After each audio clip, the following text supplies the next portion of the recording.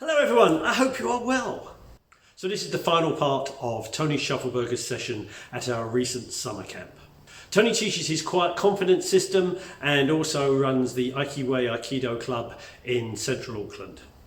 Now this session was responding to a question from the floor about why we bother practicing with Bokken, especially as pairs. The idea being that we don't fight with swords anymore, so what's the point? So in this clip, he breaks down all of the benefits of training with a Bokken, especially with a partner. He goes through the idea of being able to monitor your own structure and your own balance, and how the Bokken provides you with an extension and an exaggeration of that. How you can interact with your partner's weaknesses, so finding spots in their structure which allow you to take kazushi, and also how you can make the two systems, your partner's and your own, connect. Now, this is a real good mindset, I think, to approach pairs practice, because you're not just mindly trying to remember stuff and robotically churn it out. You're actually feeling something and improving your overall Budo. As always, if this was useful, smash the like button, consider subscribing, and enjoy the clip.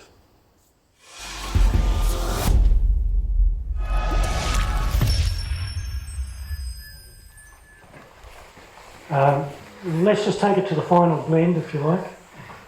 So from here to the cup. So from here to the ski, here, and when he goes to lift for the next cut, that's when I enter in and take posture. Alright? So it's important to stay connected to the kata. Okay, and this is right through, right out, capturing his center line. Okay. I see a lot of people doing this stuff and they're about halfway along the Bokken, and we end up with a look that sort of looks, and because they're only halfway along the Bokken, we're into compression. This thing is all about from my feet through my hips, through my elbows, through my hands, and out and up out through the tip. Now it's less likely for him to continue in on the attack because I've captured him right back on the back foot. Okay. So for those who are working from ski, we do the same thing. Ski to block, to here, and then to blend. And I'm gluing to his Bokken. I can feel when he starts to lift it. Okay. And this is the sensitivity through the Bokken. Here, I want to feel when he lifts it. He's the one that draws me in to the cut. When we do just kata based, then we disconnect. So we end up with sort of this disconnection, total disconnection. So outreaching, I'm outreaching through my body, through the Bokken, and connecting to this other person. In the way, so I'm right through, right in, and capturing that person's center line. Alright, so we have a try. Hey, Donald, thank you. Please, help. So I'm using this exercise as connecting the intention of connection through my whole body mass, through the Bokken to the person's core. Alright? And a lot of times I watch weapons work, or tools work, whatever you want to call it, and it's really just robotic. I've just slapped it away, he's going to come with the next one. Oh, I better block. There's no interaction of intention. Movement's correct, everything looks right, but there's no connection to this person. And really what I do right from here, he's intended to get it. I want to make sure he's aware I'm here. So from my grounding, this intention is right through. I'm compressing through into him. He can feel he's in his heels, and he's really on the back foot. And this is the feeling I'm hoping to capture. All right. So one more time, we'll just carry on from here. So it's one thrust, second thrust. That's what he's looking for. He wants to use my first block to come in and ski me on the second one. My intention, of course, from this is to cover myself by using my hips into my feet, staying forward and having presence right through the tip and out through, so he can feel he's been invited to stay out of my space. Does that make sense? Okay. Be careful of just thinking of movement when the brain moves in here, yeah, and I do this sort of thing, completely disconnected, completely open for trouble. And the other thing, of course, is where oh, hang on, I just let the person overwhelm me. Okay? Everything from here is about nicety of of my space and this nice feeling of being present. And we'll just stop at that point. And now, hey, Donald, quick, have a try. See how you go. I'm going to replicate one of the katas we do, but I want to focus on a specific thing, not the kata, if that makes sense. The kata is just us moving through things. I look at katas as libraries. Once you learn a kata, you can then layer other things on top of that kata so you can focus on specific ideas within that kata, if that makes sense. So in this particular kata library, what we're going to do is square off here, and Duncan Sensei wishes to ski. He wishes to thrust in. He's looking at coming into my center.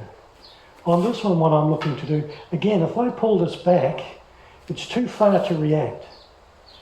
I've opened up and given myself away. So when I lift the sword away, you notice I bring it forward. And all I do is my body motion to redirect that ski past me. Okay? So from here, wow, that's what I'm looking for at this stage. And let's just double this up, because what I want to do from here is actually get him to move through. Okay? So rather than just pushing it away, I'm using my hip to redirect that sword through. Okay? So when I'm here, I'm looking at my intended forward motion to redirect again. Now if I have no forward intention in this, of course, what I do is cut myself in half. Okay? Because I'm hollow, I haven't got my connected intention. So what I'm looking for here is to have this nice feeling, and it's not in the arms. And a lot of people see this and they trying to use their arms. Okay, this is body motion movement. So from here, my hips and my feet are what caused that to come around. All right. So one of the things with a sword is your feet are connected to here. So when I use my hips, it redirects. And of course, if I stay in the same spot, I'm inviting the person into my space. So I need to drift. I need to stay with the person here to keep my eye distance and to keep presence. All right? Let's stop there for now. I was about to go off. Yeah. I've evolved the weaponry work too to also have this intention of connection, if you like. All right, so if we're off here and we go into the live side, so he wants to come in for a cut through to here. Oh.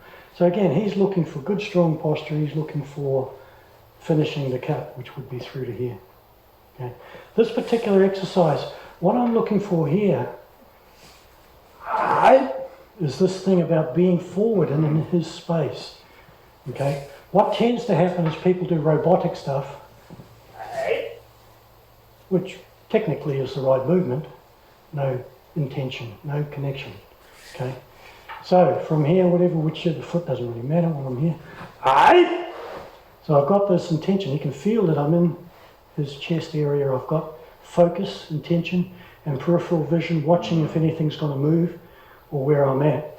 So this Iado would be and I've got to be careful of his face because I'm expanding outwards, so I do have to be careful of his face to get into that spot.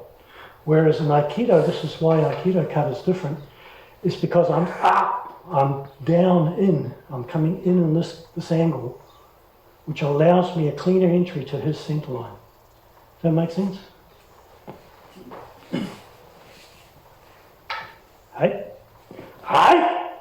So I'm really looking for this focus into that point there. If we want to take this to a slightly different finish, we can actually use the same thing here on the wrist.